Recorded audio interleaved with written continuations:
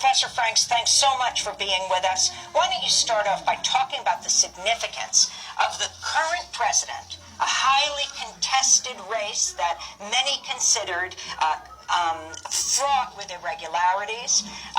The current president's brother arrested in Miami for drug trafficking. Well, we've known for a long time, 2 years now, that Juan Orlando's brother,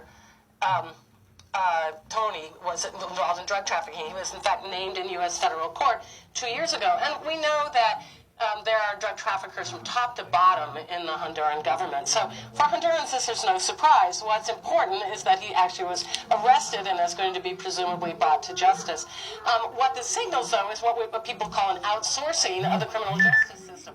Why was he not brought to justice in the United States? Excuse me, why was he not brought to justice in Honduras?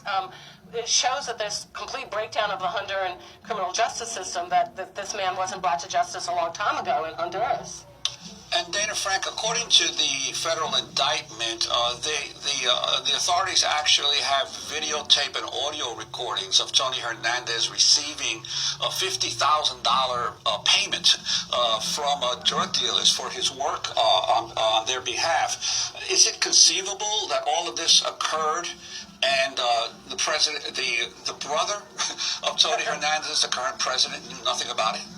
No, and of course there's also testimony where people have said that Juan Orlando himself is involved in drug trafficking. There's evidence about his sister, who died in a helicopter accident a year ago, was involved in drug trafficking.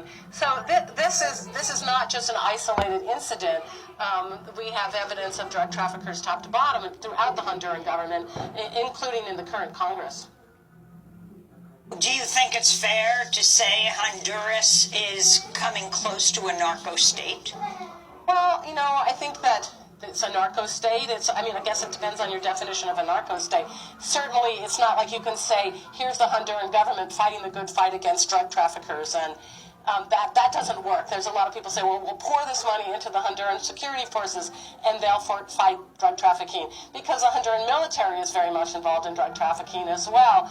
And so it's certainly infiltrated with drug traffickers from top to bottom.